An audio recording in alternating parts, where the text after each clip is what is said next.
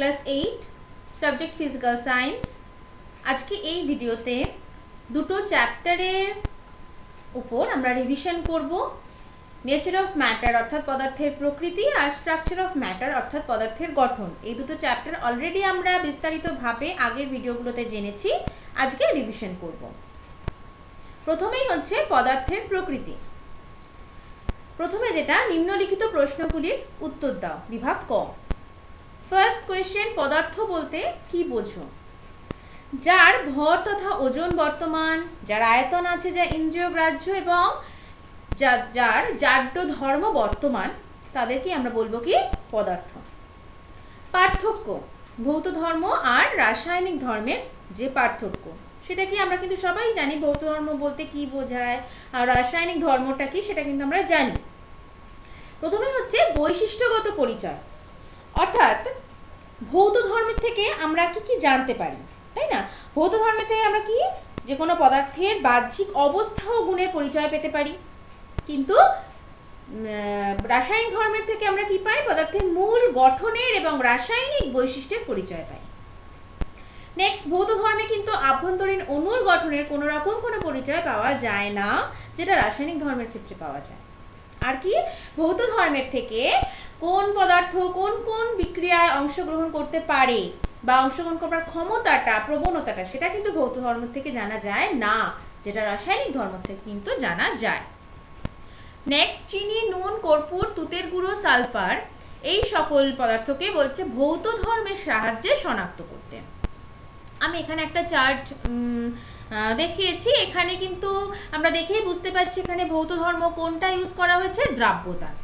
অর্থাৎ কোন পদার্থটা কিসে দ্রাব্য আর কিসে অদ্রাব্য তার বেসিসে কিন্তু আমরা এই যে গিভেন যে পদার্থগুলো রয়েছে আমাদের কোয়েশ্চেনে, সেগুলো কিন্তু আমরা পৃথক করতে বা শনাক্ত করতে পারি।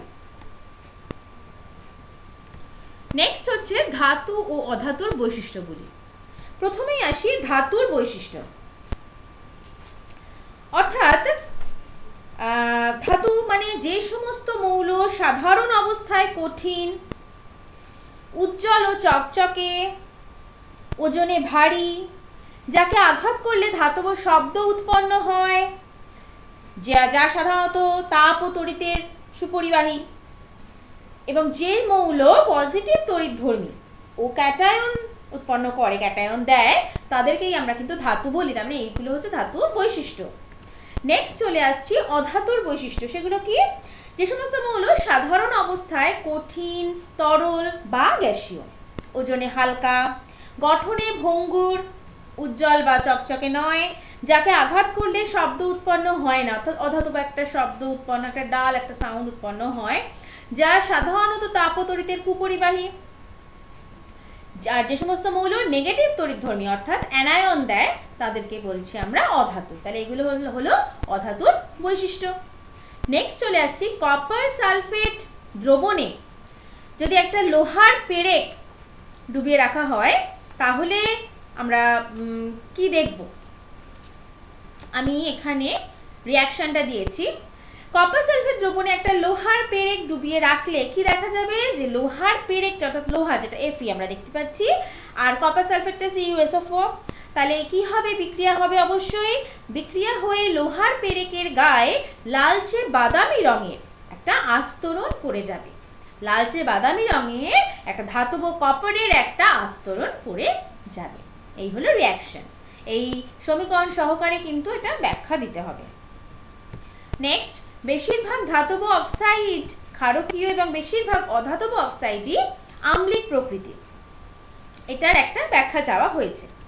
কোয়েশ্চেনে আনসার হিসেবে আমি দুটোই দেখিয়েছি। প্রথম যেটা ফিগারটা দেখতে পাচ্ছি লেফট সাইডে, সেটা হচ্ছে ম্যাগনেসিয়ামের ফিতা সেখানে জ্বালানো হচ্ছে, আর সেকেন্ড আমরা ডান দিকে যেটা, সেটা হচ্ছে সালফারের গুঁড়ো আমরা দেখতে পাচ্ছি। এখানে আমি রিয়াকশন দেখিয়েছি। আমি বলেছি ধাতব অক্সাইড, অর্থাৎ এখানে ম্যাগনেসিয়ামটা ধাতু হিসেবে কাজ করছে। যেখানে আমরা ম্যাগনেসিয়ামের যদি ফিতাটাকে জ্বালাই, আমরা কি দেখবো? একটা ছাই পাবো, তাই তো? সেই ছাইটাকে যদি পাতিত জলে যে ছাইটা পাবো, সেটা কি?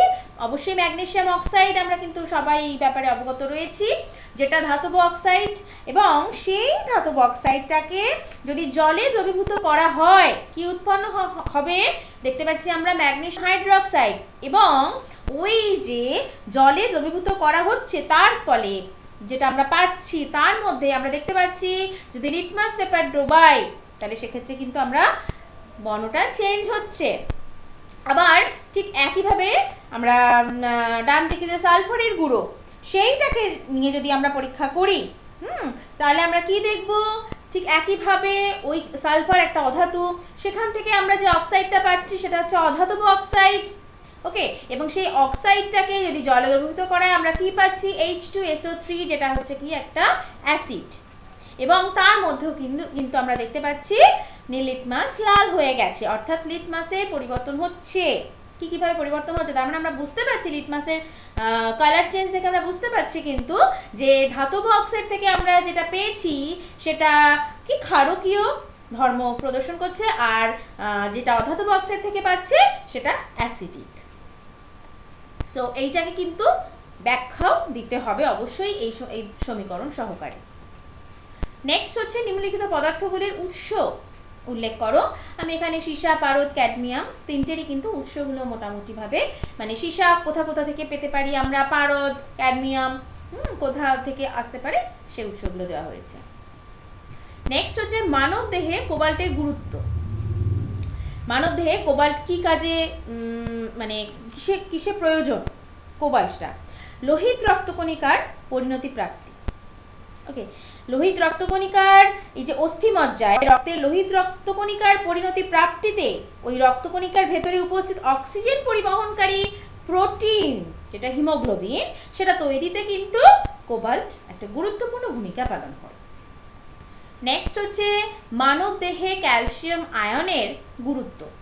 মানব দেহে কিন্তু ক্যালসিয়াম বিভিন্ন কাজে লাগে, ক্যালসিয়াম আয়ন বিভিন্ন কাজে লাগে। প্রথমেই হচ্ছে হৃৎপিণ্ডের সংকোচন, মানে হৃৎপিণ্ড কিভাবে সংকুচিত হবে। নেক্সট দাঁত আর হাড়, আমরা সবাই জানি দাঁত আর হাড়ে কিন্তু ক্যালসিয়ামটা বেশ ভূমিকা পালন করে। সো দাঁত ও হাড়ের গঠনে, মানব দেহে বিভিন্ন উৎসেচক গঠন, এবং যে সমস্ত উৎসেচকগুলো না হলে মানে তৈরি না হলে মানব দেহে মানে বিভিন্ন রকম অসুবিধা ঘটতে পারে, সেই সমস্ত উৎসেচক গঠন। রক্ততঞ্চন অর্থাৎ রক্ত জমাট বাঁধে কিন্তু ভূমিকা পালন করে। এছাড়াও পেশির সংকোচন বা স্নায়ু স্পন্দনকে এক জায়গা থেকে আরেক জায়গায় আর কি পরিবহনে, স্নায়ুকোষের আবেগ পরিবহন যেটা, সেখানেও কিন্তু ক্যালসিয়াম আয়নের বেশ ভালো রকম ভূমিকা বর্তমান। আমি কিন্তু এখানে বিভিন্ন প্রশ্নের উত্তরগুলো জাস্ট পয়েন্ট ওয়াইজ আলোচনা করা হচ্ছে। তোমাদেরকে কিন্তু এগুলোকে ঠিকঠাকভাবে ব্যাখ্যা করে লিখতে হবে, তৈরি করতে হবে। নেক্সট চলে আসছি মানব দেহে উৎসেচকের কার্যকারিতা। প্রথমেই হচ্ছে শক্তি উৎপাদন, সেকেন্ড খাদ্য হজম করতে, থার্ড হচ্ছে ইলেকট্রনের পরিবহন, ফোর্থ জারণ বিজারণ। এই সমস্তগুলোতে কিন্তু মানব দেহে উৎসেচকের প্রয়োজনীয়তা, মানে এগুলো হচ্ছে ওর কার্য উৎসেচকের। নেক্সট হচ্ছে মানব হৃৎপিণ্ডের সচলতার পিছনে কোন কোন আয়ন গুরুত্বপূর্ণ ভূমিকা পালন করে। আমরা জানি ক্যালসিয়াম প্লাস কি পটাশিয়াম। ওকে, হৃৎপেশির উত্তেজিতা ও ছন্দবদ্ধ সংকোচন প্রসারণ ক্যালসিয়াম আর পটাশিয়াম এই দুটো আয়ন দ্বারা কিন্তু এর ঘনত্ব দ্বারা নিয়ন্ত্রিত হয়। পটাশিয়াম যেমন K+ মাত্রাটা কমে গেলে হৃৎপিণ্ডের কাজটাই স্তব্ধ হয়ে যেতে পারে। আবার Ca2+ যেটা ক্যালসিয়ামের সেটা সংকোচনের মাত্রার বল বৃদ্ধি করে, আর Ca2+ এর মাত্রা কমে গেলে হৃৎপিণ্ডের সংকোচনের হারও কিন্তু কমে যায়। সো কিভাবে এটা ভূমিকা পালন করে। নেক্সট হলো বিভিন্ন ধাতব ও অধাতব মৌলের বিষক্রিয়া সংক্ষেপে আলোচনা করতে বলা হয়েছে। অর্থাৎ বিভিন্ন ধাতব ও অধাতব মৌল আমাদের শরীরে প্রবেশ করলে কি হয়, দেহের নানা রকম অঙ্গ কিন্তু বিকল হয়ে যেতে পারে, আমাদের কর্মক্ষমতা হ্রাস পেতে পারে, আমরা মানে কাজ করবার যে শক্তিটা সেটা আমরা দিনে দিনে হারিয়ে ফেলতে পারি, এবং সব থেকে বড় কথা হচ্ছে মানে কন্টিনিউয়াস ওয়েতে যদি সেটা প্রবেশ করতেই থাকে সেক্ষেত্রে কিন্তু মানুষের মৃত্যু পর্যন্ত ঘটতে পারে। নেক্সট চলে আসছি, তোমাকে ধরা যাক তিনটি টেস্ট টিউব, তিনটি পরীক্ষা নলে চিহ্নিত করা রয়েছে A, B আর C। তিনটের মধ্যে একটিতে জিঙ্কের গুঁড়ো, আরেকটাতে লোহার গুঁড়ো, এবং আরেকটা যেটা সেটাতে ফেরাস সালফাইড দের টুকরো দেওয়া হলো। ওকে, সো তিনটেতে আলাদা আলাদা জিনিস দেওয়া রয়েছে। এবার কিভাবে ওই তিনটেকে আমরা শনাক্ত করব যে কোনটাতে কি দেওয়া রয়েছে। আমি এখানে ইকুয়েশন দেখিয়েছি এ নলে কি আছে, এবং সব থেকে বড় কথা একটাই ধর্মের সাহায্যে কিন্তু আমাকে এখানে শনাক্তকরণগুলো দেখাতে হবে। যেমন এখানে আমি সালফিউরিক অ্যাসিড, লঘু সালফিউরিক অ্যাসিডের মাধ্যমে মানে দেখিয়েছি। জিঙ্কের গুঁড়োর সঙ্গে লঘু সালফিউরিক অ্যাসিড যোগ করা হলে কি হবে? বুদবুদ আকারে দেখতে পাচ্ছি আমরা হাইড্রোজেন গ্যাস উৎপন্ন হয়েছে। বুদবুদ আকারে বর্ণহীন গন্ধহীন গ্যাস উৎপন্ন হবে এবং নির্গত গ্যাসটিতে জ্বলন্ত পাটকাঠি প্রবেশ করলে কি হবে? গ্যাসটা নীল শব্দ সহ একটা নীল শিখা সহ জ্বলে উঠবে। সেকেন্ড যেটা বি নলে, যেখানে আমার লোহার গুঁড়ো আছে, সেখানে কি হবে? হালকা বুদবুদ আকারে অবশ্যই সেই বর্ণহীন গন্ধহীন গ্যাস নির্গত হবে, যেটা আগুনের সংস্পর্শে শব্দ সহ নীলাভ শিখায় জ্বলে উঠবে। আর ফেরাস সালফেট অর্থাৎ যেটা কি, যার বর্ণটা হালকা সবুজ। নেক্সট চলে আসছি সি নলে, যেখানে ফেরাস সালফাইড, সেখানে কি হবে? আমরা দেখতে পাচ্ছি H2S উৎপন্ন হচ্ছে, অর্থাৎ H2S এর গন্ধ কি আমরা সকলেই জানি, পচা ডিমের মতো গন্ধযুক্ত একটা গ্যাস উৎপন্ন হবে। তখনই আমরা বুঝতে পারবো যে সেই নলে ফেরাস সালফাইড রয়েছে। নেক্সট চলে আসছি পরের বিভাগ, খ বিভাগ। এখানে প্রশ্নগুলো একটু, আনসারগুলো একটু সংক্ষিপ্ত হবে। প্রথম প্রশ্ন, ভিন্ন ভিন্ন পাত্রে অ্যামোনিয়া হাইড্রোজেন সালফাইড দেওয়া হলে এদের পৃথক করবে কিভাবে? অ্যামোনিয়ার গন্ধ আমরা জানি, হাইড্রোজেন সালফাইডেরও গন্ধ জানি, সুতরাং অর্থাৎ গন্ধের সাহায্যে কিন্তু এদেরকে আমরা পৃথক করতে পারি। নেক্সট, নাইট্রিক অক্সাইডকে বায়ুতে দহন করলে কি পাওয়া যাবে? নাইট্রিক অক্সাইডকে যদি বায়ুতে দহন করা হয়, বায়ু মানে সেখানে অক্সিজেন বিদ্যমান, সো নাইট্রিক অক্সাইডটা অক্সিজেনের সঙ্গে রিয়াকশন করে কি উৎপন্ন করছে? এটা বাদামি বর্ণের গ্যাস উৎপন্ন করবে, এবং যেটা দেখে আমরা বুঝতে পারবো যে সেখানে কি উৎপন্ন হয়েছে? Nitrogen die oxide. নেক্সট, চিনির গুঁড়ো আর লবণের গুঁড়োকে কিভাবে পৃথক করবে? একটাই, অবশ্যই তাপ প্রয়োগের মাধ্যমে। চিনির গুঁড়োটাকে আমরা যদি তাপ দিই, কি হবে? সেটা প্রথমে বাদামি বর্ণ নেবে, তারপর সেটা আরো গরম করলে কি হবে? কালো হয়ে যাবে। সেটা কেন হচ্ছে? অবশ্যই চিনি মানে আমরা জানি কি, সেটা কার্বন কণা, অর্থাৎ সেটাকে যদি তাপ দিই কন্টিনিউয়াস ওয়েতে পোড়াতে থাকে কি হবে? কার্বন কণায়, ওই জন্য কালো হয়ে যাবে।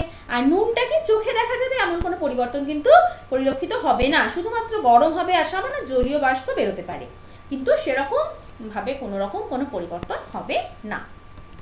নেক্সট চলে আসছে উভধর্মী অক্সাইড। উভধর্মী অক্সাইড মানে যে সমস্ত অক্সাইডগুলোর মধ্যে আম্লিক অর্থাৎ অ্যাসিডিক আর ক্ষারকীয় উভয় ধর্মই বর্তমান, সেগুলোকে আমরা বলতে পারি উভধর্মী অক্সাইড। যেমন অ্যালুমিনিয়াম অক্সাইড, তারপরে জিঙ্ক অক্সাইড, এগুলো কিন্তু উভধর্মী অক্সাইড। অবশ্যই এগুলো কিন্তু আমাকে রিয়াকশন সহকারে ব্যাখ্যা তৈরি করতে হবে।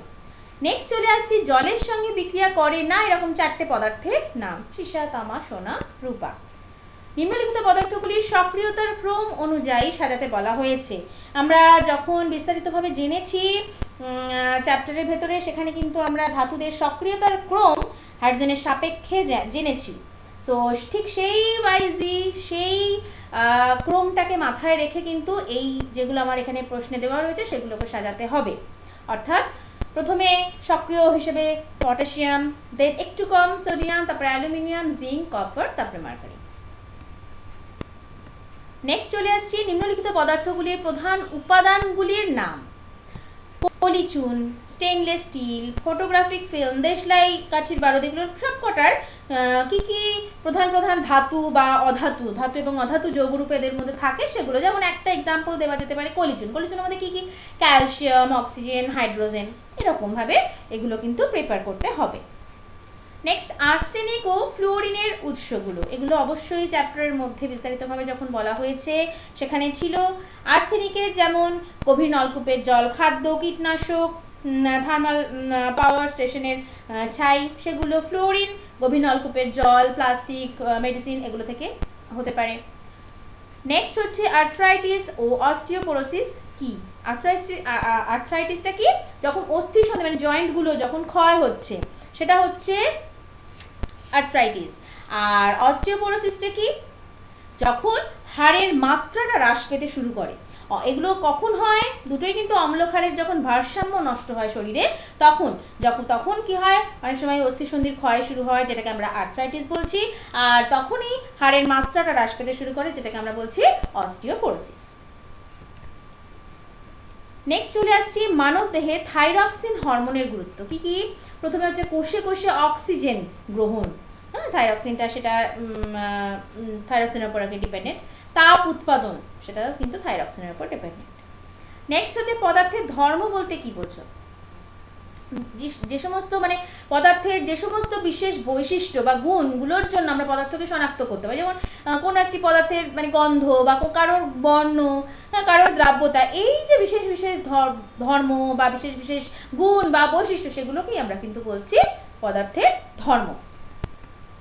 নেক্সট পরবর্তী বিভাগে চলে আসছি, গ বিভাগ। সেখানে শূন্যস্থান দেওয়া রয়েছে।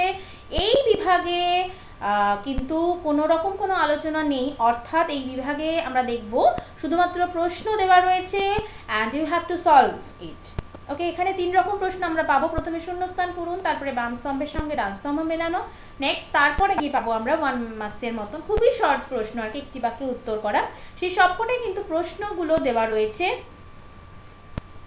আমরা দেখতে পাচ্ছি ড্যাশ অবস্থায় পদার্থের আকার ও আয়তন আছে, লোহা ও তামাকে ড্যাশ ধর্ম দ্বারা পৃথক করা যায়, নিশাতল ও বালিস্টনকে ড্যাশ পদ্ধতির দ্বারা পৃথক করা যায়, পারদের স্ফুটনাঙ্ক ড্যাশ, ডায়াবেটিস ড্যাশ নামক হরমোনের অভাবে ঘটে, প্ল্যাটিনামকে উত্তপ্ত করলে ভাস্বর হয়ে ওঠে, এটা প্ল্যাটিনামের কি ধর্ম, ড্যাশ ধর্ম। নেক্সট হচ্ছে বাম স্তম্ভের সাথে ডান স্তম্ভ মেলাও। সাধারণ অবস্থায় ব্রোমিন, বাঁদিকে আগে পড়ছি, পারদ, নাইট্রোজেন ডাইঅক্সাইড, ক্লোরিন, নিশাদল, জলের স্ফুটনাঙ্ক, কাঁচা নুন বেশি খেলে কি হয়, ডান দিকে রয়েছে 100 ডিগ্রি সেন্টিগ্রেড, রক্তচাপ বৃদ্ধি, জলে মেশালে ঠান্ডা হয়, গাঢ় লাল রঙের তরল, চকচকে ভারী তরল, সবুজাভ হলুদ বর্ণের গ্যাস, বাদামি বর্ণের গ্যাস। নেক্সট যেটা নিম্নলিখিত প্রশ্নগুলির একটি বাক্যে উত্তর করো। প্রথমে হচ্ছে বরফ ও সোনার গলনাঙ্ক। আমরা বইতে যেখানে চার্ট দেওয়া রয়েছে গলনাঙ্ক স্ফুটনাঙ্কের, সেখান থেকে কিন্তু এই প্রশ্নের আনসার পেয়ে যাব। পদার্থের কঠিন হতে তরলে পরিণত হওয়ার যে ঘটনা তাকে কি বলে, পারদের স্ফুটনাঙ্ক কত, এমন একটি পদার্থের নাম করো যেটা কঠিন অবস্থা থেকে সরাসরি বাষ্পে পরিণত হয়। তড়িৎ প্রবাহের ফলে জলের হাইড্রোজেন ও অক্সিজেনে বিশ্লিষ্ট হওয়া জলের কোন ধর্মের পরিচয় দেয়, সোডিয়াম ধাতু জলের সংস্পর্শে রাখলে কি ঘটে, কোবাল্ট আর পিতল এই দুটোর মধ্যে কোনটা চৌম্বক পদার্থ। নেক্সট গন্ধক বা সালফারের বর্ণ কীরকম। তারপর হচ্ছে ছুরি দিয়ে কাটা যায় এমন একটি ধাতুর নাম করো। একটি অধাতুর নাম লেখো যা তড়িৎ পরিবহন করতে পারে। তারপর হচ্ছে সাধারণ তাপমাত্রায় তরল ধাতুর নাম লিখতে বলা হয়েছে। নেক্সট কোন হরমোনের অভাবে ডায়াবেটিস রোগ হয়। আর তারপর হচ্ছে একটি গ্যাসীয় অধাতুর নাম। পদার্থের প্রকৃতি শেষ হলো, এবার শুরু হচ্ছে পদার্থের গঠন। পদার্থের গঠনের যেটা প্রথম বিভাগ সেটা হচ্ছে নিম্নলিখিত প্রশ্নগুলির উত্তর দাও। সেখানে ফার্স্ট যেটা অণু ও পরমাণু বলতে কি বোঝো। অণুটা কি, স্বাধীন সত্তা বিশিষ্ট নিজস্ব ভৌত রাসায়নিক ধর্ম বিশিষ্ট মৌলিক বা যৌগিক পদার্থের যে সূক্ষ্মতম কণা, সেগুলোকে আমরা বলছি অণু। নেক্সট পরমাণু, মৌলিক পদার্থের ক্ষুদ্রতম মানে সূক্ষ্মতম অবিভাজ্য কণা যেটা, এবং যেটা রাসায়নিক বিক্রিয়া অংশগ্রহণ করে, সেটাকে কিন্তু আমরা বলছি পরমাণু। নেক্সট রাদারফোর্ডের পরমাণু মডেলের অনুসিদ্ধান্ত লেখো, যেটা রাদারফোর্ডের পরমাণু মডেল, অর্থাৎ প্রথম যেটা ফার্স্ট পয়েন্ট যেটা ছিল পরমাণুর মধ্যে বেশিরভাগ জায়গায় ফাঁকা। সেকেন্ড পয়েন্ট, পরমাণুর প্রায় সমস্ত ভরই কোথায় থাকে, তার কেন্দ্রে, যেটাকে আমরা কেন্দ্রক বা নিউক্লিয়াস বলি। এবং থার্ড ছিল পরমাণু নিউক্লিয়াসের মধ্যে কিন্তু সমস্ত ধনাত্মক যে চার্জটা সেটা সীমাবদ্ধ থাকে, আর নিউক্লিয়াসকে কেন্দ্র করে ইলেকট্রনগুলো নানান বৃত্তাকার কক্ষপথে ঘুরছে, ওটা ছিল ফোর্থ পয়েন্ট। থার্ড কোয়েশ্চেন, জন ডাল্টনের পরমাণুবাদের স্বীকার্যগুলি লেখো। যেটার ফার্স্ট পয়েন্ট ছিল কি, আমি জাস্ট ডিসকাস করছি, এগুলো সবগুলোই কিন্তু প্রিভিয়াস ভিডিওতে বিস্তারিতভাবে আলোচনা করা রয়েছে। স্বীকার্যগুলোর মধ্যে ফার্স্ট পয়েন্ট, মৌলের ক্ষুদ্রতম অবিভাজ্য কণা হলো পরমাণু, যা সৃষ্টিও করা যায় না বা ধ্বংসও করা যায় না। সেকেন্ড পয়েন্ট, একই মৌলের পরমাণুরা ভর ও রাসায়নিক ধর্মে একই রকম। থার্ড, ভিন্ন ভিন্ন মৌলের পরমাণুরা ভর ও ধর্মে আলাদা। ফোর্থ, রাসায়নিক বিক্রিয়ার সময় বিভিন্ন মৌলের পরমাণুরা পূর্ণ সংখ্যার সরল অনুপাতে যুক্ত হয়ে যৌগ গঠন করে।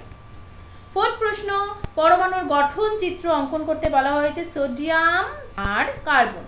আমরা জানি যে সোডিয়ামের কটা ইলেকট্রন, কটা প্রোটন, কটা নিউট্রন, ঠিক একইভাবে সেইভাবেই কার্বনেরও জানি। সো ঠিক সেইভাবে আমরা পরমাণুর মডেলটা অঙ্কন করা হয়েছে। তারপরে প্রশ্ন, পদার্থের কঠিন ও তরল অবস্থার 3টে করে বৈশিষ্ট্য লিখতে বলা হয়েছে, কঠিন আর তরল। ওকে, সো প্রথমেই যেটা আছে কঠিন পদার্থ। কঠিন পদার্থের ফার্স্ট যে বৈশিষ্ট্য, নির্দিষ্ট চাপ ও উষ্ণতায় কঠিন পদার্থের আকার বা আয়তন সর্বদাই নির্দিষ্ট থাকে। সেকেন্ড পয়েন্ট, সাধারণ অবস্থায় বাইরে থেকে কোনো শক্তি প্রয়োগ না করলে কঠিন পদার্থের আকার বা আয়তনে কিন্তু বিশেষ কোনো পরিবর্তন হয় না। থার্ড পয়েন্ট হচ্ছে, কঠিন পদার্থের উপর প্রচণ্ড চাপ দিলেও কঠিন পদার্থের আয়তনের কিন্তু খুব একটা মানে পরিবর্তন হয় না, আয়তন বিশেষ কমে না। সেকেন্ড পাচ্ছি তরল পদার্থের বৈশিষ্ট্য, নির্দিষ্ট চাপ ও উষ্ণতায় তরলের একটা নির্দিষ্ট আয়তন আছে কিন্তু নির্দিষ্ট আকার নেই। এটা কিন্তু আমরা সবাই জানি, যখন তাকে যে পাত্রে ঢালা হবে তখন সেই পাত্রের আকার ধারণ করবে। সেকেন্ড পয়েন্ট, প্রচণ্ড চাপ প্রয়োগ করলে তরলের আয়তন কিন্তু সামান্য হ্রাস পায়। থার্ড পয়েন্ট, তরলে তাপ প্রয়োগ করলে আয়তন বাড়ে। উষ্ণতা বাড়তে বাড়তে একটা নির্দিষ্ট উষ্ণতায় এসে, নির্দিষ্ট উষ্ণতা মানে সেই স্ফুটনাঙ্ক, সেখানে এসে তরলের অবস্থারও কিন্তু পরিবর্তন হয় এবং বাষ্পীভবনের লিনতাপ গ্রহণ করে তরলটা কি হয় তখন নেক্সট যে স্টেট, অর্থাৎ তখন সেটা গ্যাসীয় অবস্থায় চলে আসে। নেক্সট প্রশ্ন, প্লাজমা। প্লাজমা কি? আমরা সকলেই জানি পদার্থের কঠিন তরল গ্যাসীয় যে চতুর্থ অবস্থা সেটা হচ্ছে প্লাজমা।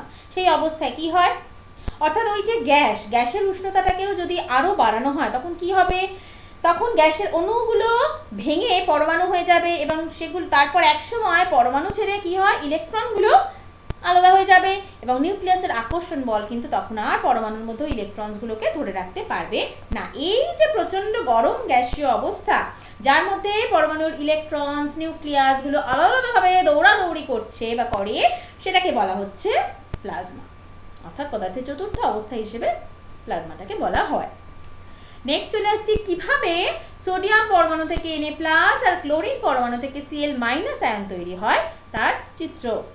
আমরা দেখতে পাচ্ছি বাঁ দিকে যেটা দুটোই সোডিয়াম পরমাণু আর ক্লোরিন পরমাণু রয়েছে, আর ডান দিকে কি সোডিয়াম পরমাণু যেমন একটা ইলেকট্রন ছেড়ে দিয়ে Na+ আয়ন হয়েছে আমরা দেখতে পাচ্ছি, আবার সেই যে একটা ইলেকট্রন ছেড়ে দিচ্ছে তাকে কে গ্রহণ করছে, Cl পরমাণু ক্লোরিন পরমাণু গ্রহণ করছে, গ্রহণ করেও ওর মধ্যে ইলেকট্রনের আধিক্য ঘটছে, অর্থাৎ ও Cl- আয়নে পরিণত হচ্ছে। এখানে চিত্রটা কিন্তু পরিষ্কারভাবে দেওয়া রয়েছে। নেক্সট চলে আসছি কিভাবে দুটো হাইড্রোজেন পরমাণু যুক্ত হয়ে একটা হাইড্রোজেন অণু তৈরি সম্ভব, সেটা চিত্র সহযোগে দেখাতে বলা হয়েছে। এখানে চিত্র দেওয়া হয়েছে এবং ব্যাখ্যাটা কি, দুটি হাইড্রোজেন পরমাণু আমরা দেখতে পাচ্ছি প্রত্যেকের একটা করে ইলেকট্রন দেখতে পাচ্ছি আমরা, প্রত্যেকের একটা করে ইলেকট্রন মিলে একটা ইলেকট্রন জোড় গঠিত হয়ে উভয়, এবং সেটা কি উভয় পরমাণুই কিন্তু সমানভাবে ব্যবহার করছে। ওকে, সো গঠিত হয়ে উভয় পরমাণুকে সমযোজী বন্ধনে আমরা দেখতে পাচ্ছি, সমযোজী বন্ধনে আবদ্ধ করে একটা হাইড্রোজেন অণু উৎপন্ন করেছে। এই ইলেকট্রন জোড়টাকে উভয় পরমাণুই সমানভাবে ব্যবহার করে বলে উভয় পরমাণুই কিন্তু সুস্থিত হিলিয়াম পরমাণুর ইলেকট্রন বিন্যাসটা লাভ করে। যাই হোক, আমরা দেখতে পেলাম এখানে যে দুটো হাইড্রোজেন পরমাণু কিভাবে একত্র হয়ে হাইড্রোজেন অণু তৈরি হচ্ছে। নেক্সট চলে আসছি নিম্নলিখিত মূলকগুলির সংকেত আর আধানের প্রকৃতি। নাইট্রেট যেমন NO3-, ammonium NH4+, sulphate SO4₂-, অর্থাৎ আমরা সংকেত দিয়েছি, আধানের প্রকৃতিও আমরা দেখেই বুঝতে পারছি যে কোনটা নেগেটিভ আর কোনটা পজিটিভ। নেক্সট এখানে কিছু সংকেত লিখতে দেওয়া হয়েছে, sodium sulphide, aluminium fluoride, ferric oxide, calcium oxide, magnesium carbonate, ammonium nitrate, cuprous oxide, stannous chloride, এগুলো প্রত্যেকটা কিন্তু ভিডিওতে পরিষ্কারভাবে আলোচনা করা ছিল। যেমন অ্যালুমিনিয়াম ফ্লোরাইড কী হবে, মানে আমি র্যান্ডামলি বলছি, অ্যালুমিনিয়াম ফ্লোরাইড হচ্ছে AlF3, তাই না? তারপরে আমরা বলতে পারি যে এটা ক্যালসিয়াম অক্সাইড কি আমরা সকলেই জানি, CaO, ক্যালসিয়াম অক্সাইড। ওকে, এইভাবে মানে প্রত্যেকটাই কিন্তু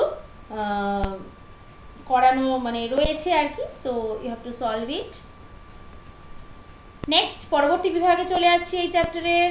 প্রথম প্রশ্ন, নিম্নের প্রশ্নগুলির উত্তর দাও। প্রথম হচ্ছে পরমাণুর নিউক্লিয়াস বলতে আমরা কি বুঝি? পরমাণু কি আমরা জানি সমস্ত ভরটাই কি তার কেন্দ্রে আবদ্ধ থাকে। সেই যে পরমাণু প্রায় সমস্ত ভরই কেন্দ্রস্থ এবং সেটা তাই জন্য কি হয় কেন্দ্রকটা ভারী হয়ে যায় এবং যেখানে কি ধনাত্মক চার্জটা সীমাবদ্ধ থাকে তাকেই আমরা বলতে পারি পরমাণুর নিউক্লিয়াস। নেক্সট, পরমাণু নিস্তরিত হয়। আমরা সকলেই জানি সাধারণ অবস্থায় কিন্তু পরমাণুটা নিস্তরিত কেন হয়? অবশ্যই প্রোটন সংখ্যা আর ইলেকট্রন, আমরা জানি পরমাণুর মধ্যে ইলেকট্রন, প্রোটন আর নিউট্রন থাকে। যেখানে নিউট্রনটার কোনো চার্জ নেই অর্থাৎ প্রোটনটা পজিটিভ সেটাও জানি আর ইলেকট্রনটা নেগেটিভ, আর যেখানে প্লাস আর মাইনাস দুটোর নাম্বারটা সেম থাকবে অবশ্যই সেখানে সেটা নিস্তরিত হবে। সো পরমাণুর সাধারণ অবস্থায় কি হয় প্রোটন সংখ্যা আর ইলেকট্রন সংখ্যাটা কি হয় সেম হয়ে যায়, ঠিক সেই কারণেই কি হয় পরমাণু নিস্তরিত হয়। নেক্সট চলে আসছি পারমাণবিক সংখ্যা। পারমাণবিক সংখ্যা আমরা জানি কোনো মৌলের পরমাণু নিউক্লিয়াসে উপস্থিত যে প্রোটন সংখ্যাটা সেটাকে আমরা বলছি পারমাণবিক সংখ্যা। প্রোটন সংখ্যাটাকে বলা হয় পারমাণবিক সংখ্যা। নেক্সট প্রশ্ন, ভর সংখ্যা। ভর মানে টোটাল অর্থাৎ প্রোটন প্লাস নিউট্রন। হ্যাঁ, কোনো মৌলের পরমাণুর প্রোটন সংখ্যা প্লাস নিউট্রন সংখ্যাটাকে আমরা বলছি সে পরমাণুর ভর সংখ্যা। নেক্সট হচ্ছে আইসোটোপ। আইসোটোপটা কি? লাস্টে প অর্থাৎ প্রোটন সংখ্যাটা সমান হলে এবং নিউট্রন সংখ্যাটা ভিন্ন, অর্থাৎ যে সমস্ত পরমাণুর প্রোটন সংখ্যা সমান কিন্তু নিউট্রন সংখ্যা ভিন্ন তাদেরকে বলা হয় পরস্পরের আইসোটোপ। যেমন আমরা জানি প্রোটিয়াম, ডয়টেরিয়াম, ট্রিটিয়ামের উদাহরণ হিসেবে, এবং এগুলো কিন্তু উদাহরণ সহযোগে লিখতে হবে। Next isobar. আইসোবার আমরা জানি বার মানে কি টোটাল অর্থাৎ প্রোটন প্লাস নিউট্রনটা যে সমস্ত পরমাণুর ভর ভিন্ন মৌলের যেসব পরমাণুর ভর সংখ্যা সমান তাদের পরস্পরের আইসোবার বলা হয়, যেমন কার্বন আর ওদিকে নাইট্রোজেন। নেক্সট চলে আসছি কেলাস। সুষম জ্যামিতিক আকৃতি বিশিষ্ট যে দানা তাকে আমরা বলছি কেলাস, অর্থাৎ উদাহরণ হিসেবে কিন্তু সোডিয়াম ক্লোরাইডও দিতে হবে, যেমন সাধারণ লবণ। নেক্সট হচ্ছে গলিত বা জলে দ্রবীভূত সোডিয়াম ক্লোরাইড তড়িৎ পরিবহন করে কেন? অবশ্যই সোডিয়াম ক্লোরাইড এমনি তো তড়িৎ পরিবহন করতে পারে না, কিন্তু গলিত বা জলে দ্রবীভূত অবস্থায় সেটা করে। সেটা কেন হয়? জলীয় দ্রবণে কি হয় সোডিয়াম ক্লোরাইডটা Na+ আর Cl- আয়ন হিসেবে উপস্থিত থাকে, অর্থাৎ জলীয় দ্রবণে সবসময় কি নুনের উপাদান হিসেবে আমরা Na+ আর Cl- আয়নকে পাই। এবং বিদ্যুৎ পাঠানোর ব্যবস্থা যদি করা হয় এই যে তড়িৎগ্রস্ত যে পজিটিভ তড়িৎগ্রস্ত নেগেটিভ তড়িৎগ্রস্ত আয়ন সেগুলোই কি করে ওই সোডিয়াম ক্লোরাইডের গলিত অবস্থায় বা জলীয় দ্রবণে তড়িৎ পরিবহন করে। নেক্সট হচ্ছে ক্যাটায়ন আর অ্যানায়ন। আমরা জানি আমরা দেখতেই পাচ্ছি এখানে Na+ আর Cl-, শুধু একটা পজিটিভ আর একটা নেগেটিভ। সো পজিটিভটাকে বলা হয় হচ্ছে ক্যাটায়ন আর নেগেটিভটাকে বলা হচ্ছে অ্যানায়ন। নেক্সট চলে যাচ্ছি আয়নীয় যৌগ বলতে কি বুঝি আমরা? একাধিক পরমাণু যখন ইলেকট্রন গ্রহণ বা বর্জন করে বিপরীত চার্জযুক্ত আয়নে পরিণত হয়ে তড়িৎ আকর্ষণ দ্বারা পরস্পর যুক্ত হয়ে যে যৌগ উৎপন্ন করে তাকেই বলা হয় আয়নীয় যৌগ। যেমন আমরা জানি সোডিয়াম পরমাণু যেমন NaCl গঠনটা কি করে হচ্ছে? Na পরমাণু একটা ইলেকট্রন বর্জন করে Na+ আয়ন, আর সেই বর্জিত ইলেকট্রনকে গ্রহণ করছে Cl পরমাণু, সে আবার গ্রহণ করে Cl- আয়নে পরিণত হচ্ছে। তখন Na+ আর Cl- কি হচ্ছে? তড়িৎ আকর্ষণ দ্বারা পরস্পর যুক্ত হচ্ছে হয়ে NaCl অণু গঠন করছে।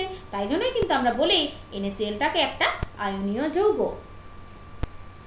নেক্সট চলে আসছি মূলক। মূলকটা কি? একাধিক পরমাণু জোটবদ্ধ হয়ে যে আয়ন তৈরি করে তাকেই কিন্তু বলা হয় মূলক। উদাহরণ হিসেবে আমরা অনেক মূলকের নামই কিন্তু আমরা জানি, যেমন নাইট্রেট, সালফাইড, বাইকার্বনেট এগুলো দিতে পারি। নেক্সট চলে আসছি সমযোজী যৌগ কাকে বলে? বিভিন্ন মৌলের পরমাণুগুলি সমযোজী বন্ধন দ্বারা আবদ্ধ হয়ে যে যৌগের অণু সৃষ্টি করে সেই যৌগকে বলা হয় সমযোজী যৌগ। ওকে, নেক্সট 11 Na20 সোডিয়াম মৌলটার ইলেকট্রন, প্রোটন ও নিউট্রনের সংখ্যা নির্ণয় করতে বলেছে।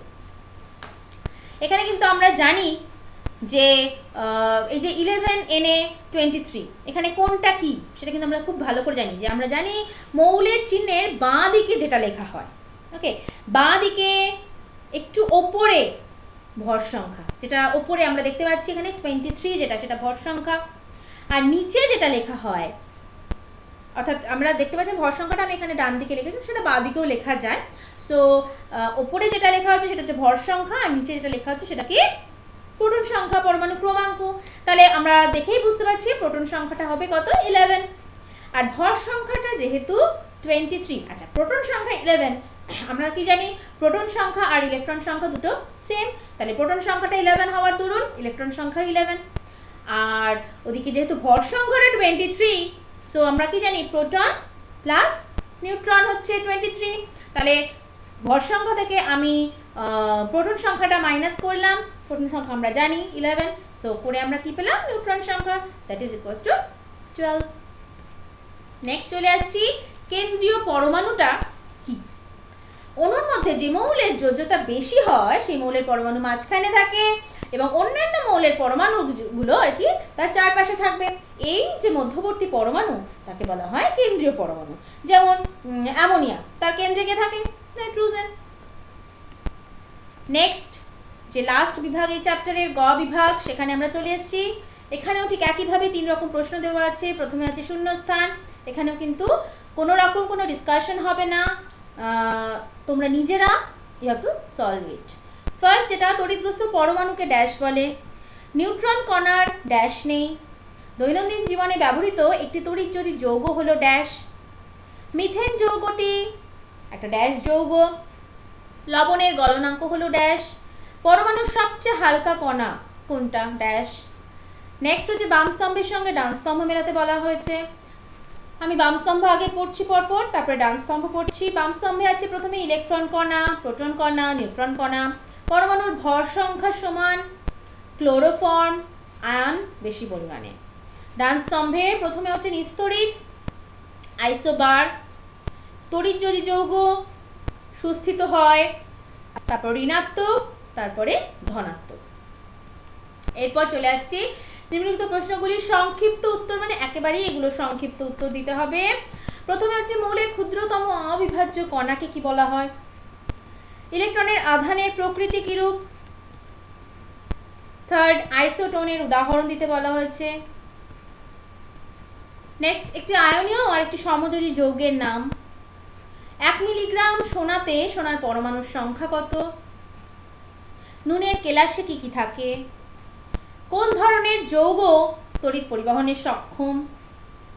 অ্যালুমিনিয়াম ফ্লোরাইডে অ্যালুমিনিয়ামের যোজ্যতা কত। আর ধাতুর কম আধানযুক্ত আর বেশি আধানযুক্ত আয়নের নাম কি। এগুলো হচ্ছে পদার্থের গঠনের। তাহলে আমরা আজকে পদার্থের গঠন আর পদার্থের প্রকৃতির উপর রিভাইজ করলাম। ওকে, ফর টুডে, থ্যাংক ইউ।